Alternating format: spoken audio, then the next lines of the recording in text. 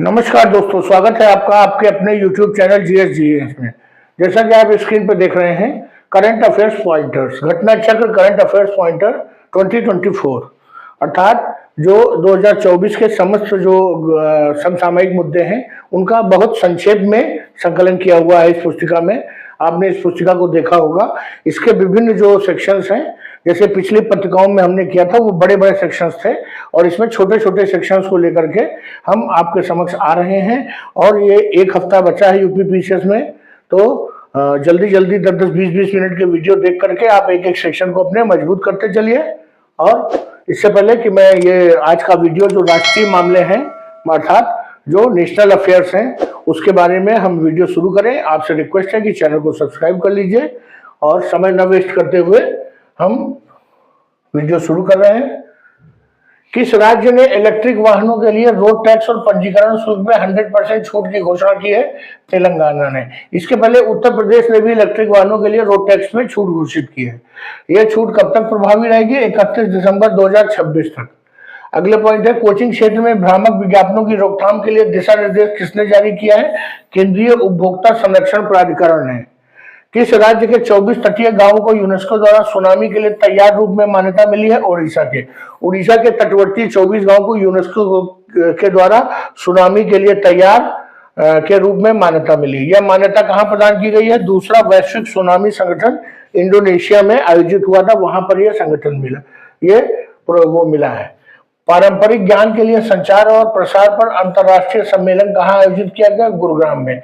पारंपरिक ज्ञान के लिए संचार और प्रसार, इस नाम से अंतर्राष्ट्रीय सम्मेलन गुरुग्राम में आयोजित किया गया। किस राज्य ने सरकारी सेवाओं को महिलाओं को 35% आरक्षण देने का निर्णय लिया है? मध्य प्रदेश ने।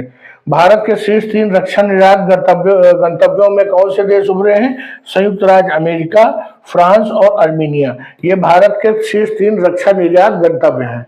टाटा विमान परिसर का उद्घाटन कहाँ किया गया है? वडोदरा, गुजरात में किया गया है टाटा विमान परिसर का उद्घाटन। संयुक्त रूप से इसका उद्घाटन किसके द्वारा किया गया है? तो प्रधानमंत्री नरेंद्र मोदी और पेड्रो सांचेज, स्पेन के प्रधानमंत्री हैं, उन्होंने किया है। 17वें भारत शहरी गतिशीलता UMI सम्मेलन और प्रदर्शनी का आयोजन गांधीनगर, गुजरात में हुआ है। इस प्रदर्शनी में सर्वश्रेष्ठ सार्वजनिक प्रणाली वाला शहर का पुरस्कार भुवनेश्वर, उड़ीसा को मिला है और सर्वश्रेष्ठ सतत प्रणाली शहर का पुरस्कार कोच्चि को मिला है। किस सर्वश्रेष्ठ यात्री सेवा और संतुष्टि वाली मेट्रो रेल प्रणाली शहर का पुरस्कार दिया गया? तो मुंबई को सर्वश्रेष्ठ संतुष्टि वाली मेट्रो रेल प्रणाली का पुरस्कार दिया गया है। अगला पॉइंट है, digital memorial of valour platform किसके सम्मान में शुरू किया गया है? तो वीर शहीदों के सम्मान में शुरू किया गया है। और यह प्लेटफॉर्म किसके द्वारा शुरू किया गया है? तो रेलवे सुरक्षा बल के द्वारा यह पुरस्कार शुरुआत किया गया है। किस राज्य ने जीरो कैजुअलिटी मिशन सफल घोषित हुआ है? ये ओडिशा का जीरो कैजुअलिटी मिशन सफल घोषित हुआ है। इसकी शुरुआत कब की गई थी? चक्रवात दाना जब आया था तो उन्होंने जीरो कैजुअलिटी मिशन चलाया था जो सफल घोषित हुआ है। अगला पॉइंट है, समर्थ किस मंत्रालय के तहत एक मांग संचालित और रोजगार उन्मुख बृहत कौशल कार्यक्रम है? तो वस्त्र मंत्रालय के तहत इस समर्थ नाम की योजना चालू की गई है। 3 लाख लोगों को वस्त्र संबंधी कौशल में प्रशिक्षित करने के लिए इस योजना को कब तक बढ़ा दिया गया है? 2 साल के लिए, 2024 से 2026 तक के लिए इसे बढ़ा दिया गया है।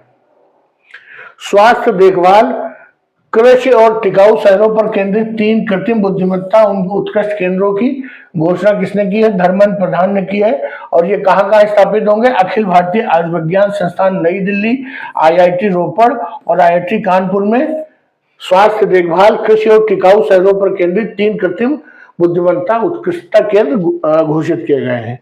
प्रधानमंत्री नरेंद्र मोदी ने नई दिल्ली में किसका अंतर्राष्ट्रीय उद्घाटन किया? अंतर्राष्ट्रीय दूरसंचार संघ का उद्घाटन किया। विश्व दूरसंचार मानकीकरण सभा 2024 के जो है ये उद्घाटन किया इन्होंने। अंतर्राष्ट्रीय दूरसंचार संघ की विश्व दूरसंचार मानकीकरण सभा 2024 का। इसका आयोजन कब कब होता है? प्रत्येक 4 साल के बाद होता है। अगला पॉइंट है, कहां पर स्थापित लेडी जस्टिस की नई प्रतिमा की आंखों पर से पट्टी हटा दी गई है? तो सर्वोच्च न्यायालय में जब चंद्रचूड़ जी मुख्य न्यायाधीश थे तो इस प्रतिमा का उद्घाटन किया गया था। और इस प्रतिमा में हाथ में तलवार की जगह संविधान रखा गया है। यह बदलाव इस बात का प्रतीक है कि भारत में कानून ना तो अंधा है और ना ही दंडात्मक। इस परिवर्तन का मुख्य उद्देश्य क्या है? औपनिवेशिक परंपरा से छुटकारा पाना। हरियाणा का मुख्यमंत्री अभी अभी किसे चुना गया है? नायब सिंह सैनी को चुना गया है। और जम्मू कश्मीर का मुख्यमंत्री उमर अब्दुल्ला नेशनल कॉन्फ्रेंस को चुना गया है। अगला पॉइंट देखते हैं, भारत सरकार ने किन भाषाओं को शास्त्रीय भाषाओं का दर्जा दिया है?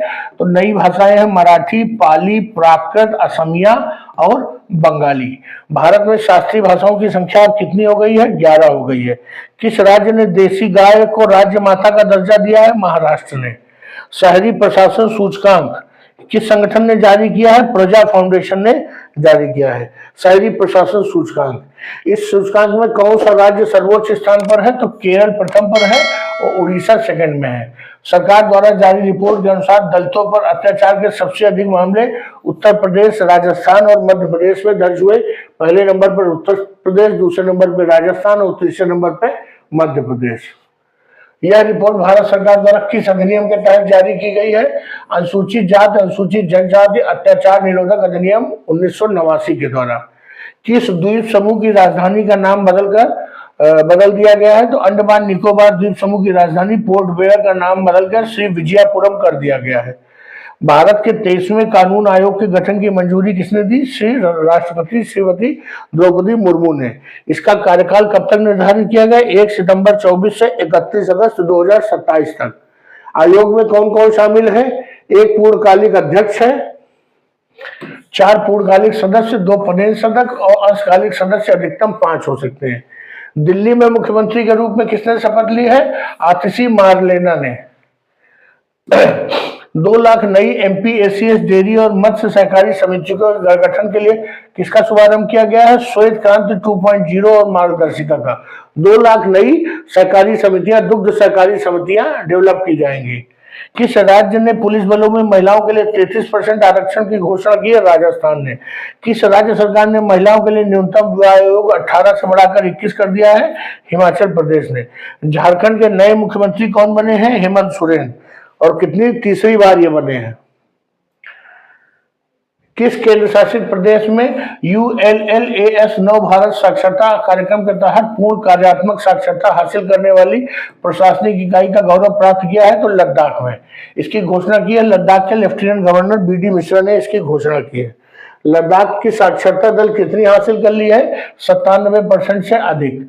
ULLAS नव भारत साक्षरता कार्यक्रम का क्या उद्देश्य है? वयस्कों को शिक्षा प्रदान करने की एक पहल है। यह कार्यक्रम किसके अनुरूप लागू किया गया है? राष्ट्रीय शिक्षा नीति के अंतर्गत लागू किया गया है। इसके तहत किस आयु के वयस्कों को शिक्षा प्रदान की जाती है? 15 वर्ष और उससे अधिक के जो वयस्क हैं उनको शिक्षा प्रदान की जाती है। पोस्ट ऑफिस अधिनियम किस तारीख से प्रभावित हुआ? 18 जून 2024 से। इस अधिनियम ने किस अधिनियम को प्रस्तावित किया? भारतीय डाकघर अधिनियम 1898 अंग्रेजों के समय का था। अगला पॉइंट है, जब तक निर्धारित न किया जाए पोस्ट ऑफिस और इसके अधिकारी किन देयताओं से मुक्त रहेंगे? सेवाओं के दौरान हुए नुकसान, गलत वितरण, देर या क्षति के लिए वो जो पोस्ट ऑफिस के कर्मचारी अधिकारी जिम्मेदार नहीं माने जाएंगे। 18वीं लोकसभा के अध्यक्ष कौन बने हैं? ओम बिरला बने हैं। इसी जीत के साथ लोकसभा में फिर से चुने जाने वाले अध्यक्ष गए हैं। 20 वर्षों में ये पहले आए हैं जो दोबारा चुने गए हैं। इसके पहले लोग ओम बिरला से पहले कौन था? PS संगमा जो है 11वीं लोकसभा के अध्यक्ष थे। 18वीं लोकसभा के प्रोटेम अध्यक्ष के रूप में भाजपा के भर्तृहरि महताब को चुना गया था। कौन सी भारतीय अदालत व्हाट्सएप सेवा शुरू करने जा रही है? भारत का सर्वोच्च न्यायालय व्हाट्सएप सेवा शुरू करने जा रही है। इसके माध्यम से कारण सूची, केस फाइलिंग, केस लिस्टिंग की जानकारी सीधे अधिवक्ताओं को व्हाट्सएप पर भेजा जाएगा, जिससे कागज की बर्बादी और खर्चे में कमी आएगी। अगला पॉइंट है, चुनाव आयोग ने घोषणा की है कि 85 से अधिक वर्ष और 40% से अधिक विकलांगता वाले व्यक्ति जो है घर से ही वोट कर सकते हैं। और ये इनके जो सुविधाजनक, इस मतदान को सुविधाजनक बनाने के लिए सक्षम ऐप नाम का ऐप बनाया गया है। ये किसके सक्षम ऐप को किसके सहयोग से विकसित किया गया है? तो दिव्यांगजन सशक्तिकरण विभाग, सामाजिक न्याय एवं अधिकारिता मंत्रालय के सहयोग से इसको जारी किया गया है। हरियाणा के नए मुख्यमंत्री नायब सिंह सैनी बने हैं। बिचोम को किस राज्य का 27वां जिला घोषित किया गया है? अरुणाचल प्रदेश को। किससे निकाला गया है? पश्चिमी और पूर्वी कामेंग से निकाला गया है। कि पन्योर किस राज्य का 26वां जिला बना है? अरुणाचल प्रदेश का। इसको निचली सुबनसिरी नाम के जिले से निकाला गया है। केंद्र सरकार ने हाल ही में किसमें संशोधन किया है? सरोगेसी नियम 2022 में संशोधन किया है। नवीनतम संशोधन के अनुसार सरोगेसी के इच्छुक दंपति को कम से कम एक का युग्मक अवश्य होना चाहिए। और एकल महिलाएं चाहे विधवा हो या तलाकशुदा हो, किन युग्मकों का प्रयोग करना होगा? अपने अंडाणु और दाता के शुक्राणु का प्रयोग करके वो सरोगेसी के तहत का लाभ उठा सकती हैं। किस चुनावी वित्त पोषण तंत्र को सर्वोच्च न्यायालय ने खारिज कर दिया है? केंद्र सरकार की चुनावी बॉन्ड योजना, और इसको शुरू किया गया था वर्ष 2018 में। इसके क्या प्रावधान थे? गुमनाम राजनीतिक दान करना। राष्ट्रपति द्रौपदी मुर्मू ने हाल ही में किस विधेयक को अपनी स्वीकृति दी है? सार्वजनिक परीक्षा अनुचित साधनों की रोकथाम विधेयक 2024 को। समान नागरिक संहिता लागू करने वाला विधेयक पारित करने वाला कौन सा राज्य पहला राज्य बन गया है? उत्तराखंड बन गया है। भारतीय संविधान के कौन से अनुच्छेद का कार्यान्वयन करता है समान नागरिक संहिता? तो अनुच्छेद 44 का क्रियान्वयन करता है। पारित विधायक सभी धर्मों के लिए क्या प्रस्तावित करता है? विवाह, तलाक, संपत्ति विरासत, लिव-इन संबंधों पर एक समान नियम सभी धर्मों पर लागू होगा। उत्तराखंड का यूसीसी विधेयक किन पर लागू नहीं होता? तो आदिवासी समुदाय जो राज्य की जनसंख्या का मात्र 2.9% है, उन पर यह यूसीसी का कानून लागू नहीं होता। और उत्तराखंड के यूपीसी में सभी धर्मों को किन प्रथाओं पर पूर्ण प्रतिबंध लगा दिया गया है? बहुविवाह और बाल विवाह पर। किन कानूनों को मानकीकरण करके धार्मिक आधार पर भेदभाव को समाप्त किया जाएगा? तलाक से संबंधित जो मुद्दे हैं उन पे कानूनी जवाबदेही सुनिश्चित के लिए किनका पंजीकरण होगा? सभी विवाहों का पंजीकरण करना अनिवार्य होगा। और इसके लिए लिव इन रिलेशंस में अगर कोई रहता है तो उनके लिए भी पंजीकरण करना अनिवार्य होगा।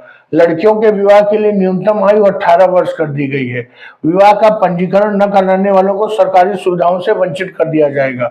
लिंग अथवा धर्म की परवाह किए बिना सभी नागरिकों को बच्चा गोद लेने का अधिकार होगा। जैविक पुत्र पुत्री गोद लिए गए बच्चों को कौन सा अधिकार एक समान हासिल होगा? संपत्ति और विरासत का अधिकार। मिजोरम के 14वें मुख्यमंत्री के रूप में लाल दुहोमा ने अभी शपथ ली है। छत्तीसगढ़ के पहले आदिवासी मुख्यमंत्री कौन बने हैं? तो वो बने हैं विष्णुदेव साय। मध्य प्रदेश के मुख्यमंत्री के रूप में मोहन यादव बने हैं। किस राज्य ने शहरी स्थानीय निकाय चुनाव में अन्य पिछड़ा वर्ग के लिए 33% आरक्षण को मंजूरी दी है? कर्नाटक राज्य ने शहरी स्थानीय निकाय चुनाव में अन्य पिछड़ा वर्ग के लिए 33% आरक्षण को मंजूरी दे दी है। यह निर्णय किस आयोग की सिफारिश पर लिया गया है? न्यायमूर्ति के भक्त वत्सला के सिफारिश पर। एक राष्ट्र एक चुनाव पैनल का गठन किसकी अध्यक्षता में हुआ है? भारत के पूर्व राष्ट्रपति रामनाथ कोविंद की अध्यक्षता में। पैनल में कितने सदस्य हैं? 8 सदस्य हैं। नए संसद भवन में पहला जो सत्र कब आयोजित हुआ है? तो 19 सितंबर 2023 को नए संसद सत्र का भारतीय संसद भवन जो है नया, उसमें आयोजन हुआ। इसका उद्घाटन कब हुआ था? 28 मई 2023 को हुआ था। पुराने संसद भवन को अब संविधान सदन के नाम से जाना जाएगा क्योंकि संविधान हमारा वहीं पर पारित हुआ था। महिला आरक्षण विधेयक 2023 को लोकसभा में 20 सितंबर 2023 को पारित किया गया। राज्यसभा में 21 सितंबर को पारित हो गया, मतलब उसके अगले ही दिन। और यह कौन सा संविधान संशोधन है? तो 128वां संविधान संशोधन है महिला आरक्षण विधेयक 2023। महिला आरक्षण अधिनियम का शीर्षक क्या है? नारी शक्ति वंदन अधिनियम। और भारतीय न्याय संहिता विधेयक 2023, भारतीय नागरिक सुरक्षा संहिता विधेयक 2023, भारतीय साक्ष्य विधेयक 2023 को लोकसभा में किसने प्रस्तुत किया? तो ये केंद्रीय गृह मंत्री और सहकारिता मंत्री अमित शाह जी ने प्रस्तुत किया। भारतीय न्याय संहिता 2023 किसको रिप्लेस करेगा? ये भारतीय दंड संहिता को रिप्लेस करेगा। और भारतीय नागरिक सुरक्षा संहिता दंड प्रक्रिया संहिता को सीआरपीसी को रिप्लेस करेगा। और भारतीय साक्ष्य विधेयक भारतीय साक्ष्य अधिनियम 1872 को रिप्लेस करेगा। तो मित्रों, ये जो राष्ट्रीय मामले थे बस इतने ही हैं।